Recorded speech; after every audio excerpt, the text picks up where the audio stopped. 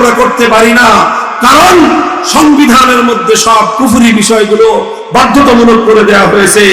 ছোট্ট দুটো দৃষ্টান্ত দিয়ে আমি আপনাদের সামনে, একটু মনোযোগ দিয়ে বুঝেন। আমাদের বাংলাদেশে একটা রাজনৈতিক দল ছিল, ইসলামিক রাজনৈতিক দল, দলটার নাম ছিল ইসলামী শাসনতন্ত্র আন্দোলন। জানেন? আপনি নামটা শুনেছেন? ইসলামী শাসনতন্ত্র আন্দোলন। এদেশের শীর্ষস্থানীয় ওলামায়ে কেরাম ঐক্যবদ্ধভাবে এই আন্দোলনটা গড়েছিলেন। কেন? বাংলাদেশে মানব রচিত শাসনতন্ত্র বাদ দিয়ে আল্লাহর আইনের শাসনতন্ত্র তারা বাস্তবায়ন করবেন এই জন্য। কিন্তু যখন এই 111 সরকার রাজনৈতিক দলগুলোকে রাজনীতি করার জন্য নির্বাচন কমিশনের নিবন্ধন বাধ্যতামূলক করে দিল, তখন ইসলামী শাসনতন্ত্রের তৎকালীন দায়িত্বশীল যারা ছিলেন তারা ইসলামী শাসনতন্ত্র নামে নিবন্ধন পাওয়ার জন্য আবেদন করলেন নির্বাচন কমিশনের কাছে।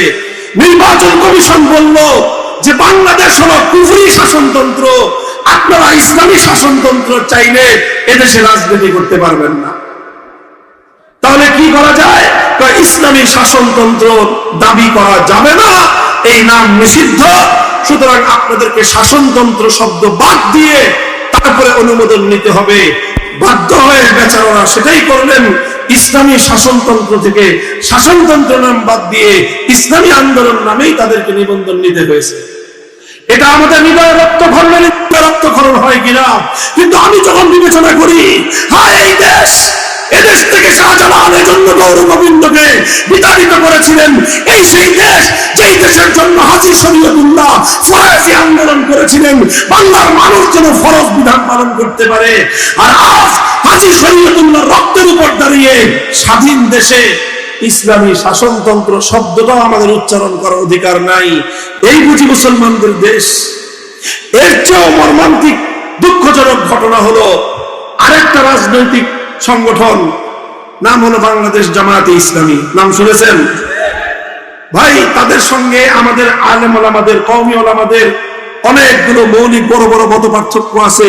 মত পার্থক্যগুলো তার আপন জায়গায়। সেই মত পার্থক্য আমাদের সাথে তাদের এখনো নিরসন হয় নাই, মীমাংসা হয় নাই। আমরা তাদের সেই সকল মত পার্থক্যপূর্ণ মতবাদগুলো আমরা মেনে নেই নাই। এজন্যই তাদের সঙ্গে আমাদের কিছু মতবিরোধ রয়ে গেছে। সেটা ভিন্ন চ্যাপ্টার, ভিন্ন আলোচ্য বিষয়। কিন্তু আপনারা জানেন, একটা সময়ে বাংলাদেশের সর্বোচ্চ আদালত হাইকোর্ট থেকে বাংলাদেশ জামায়াতে ইসলামীর নিবন্ধন বাতিল করে দিয়েছিল। জানেন কেন বাতিল করেছিল? এটা কি জানেন? কেন বাতিল করেছিল? 1971 সালে তাদের ভূমিকা বিতর্কিত ছিল এই জন্য না। কেন বাতিল করেছিল? তারা আম্বিয়ায়ে কেরামকে মাসুম মানে না, সাহাবায়ে কেরামকে মেয়ারে হক মানে না, এই জন্য না, এইসব কারণে নয়। জামায়াতে ইসলামের নিবন্ধন বাতিল করেছিল কারণ তাদের সংবিধানের মধ্যে একটা মৌলিক ভালো কথা ছিল। সেই ভালো কথাটা হলো সংবিধানের মধ্যে তাদের আল্লাহর সার্বভৌমত্বের কথা বলা হয়েছিল।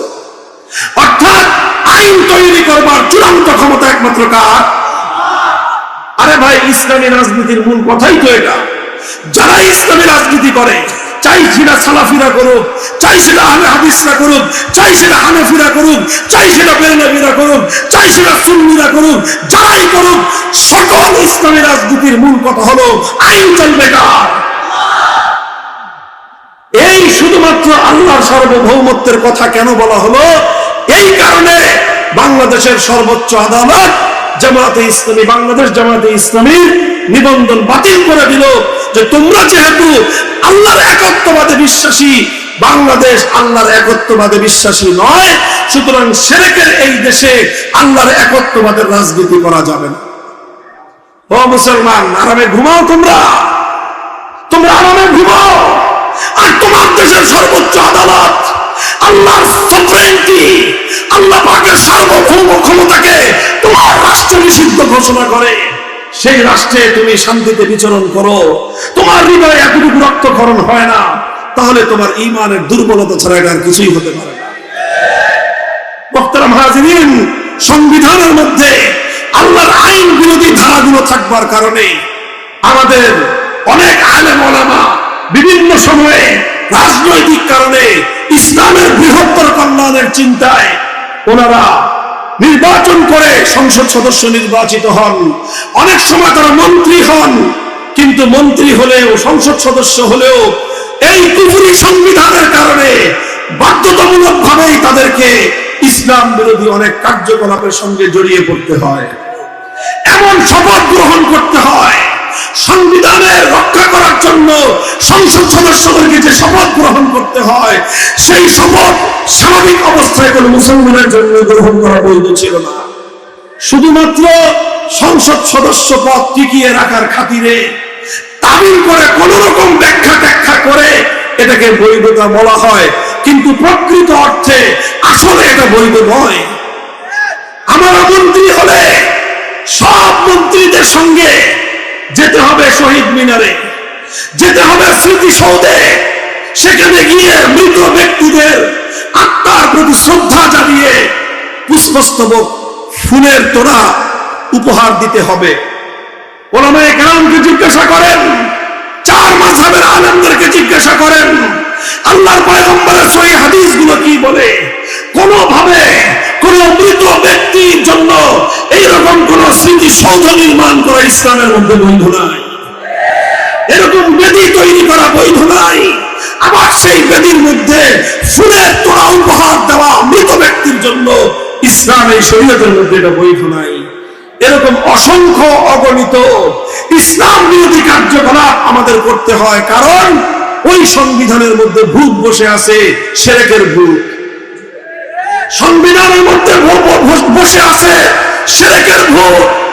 ও মুসলমান, আজ আমি তোমাদের সামনে এই আলোচনাটা কেন উত্থাপন করলাম?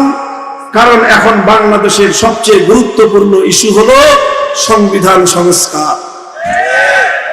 এই সংস্কারের জায়গায় নানা জনে নানা কথা বলতেছে।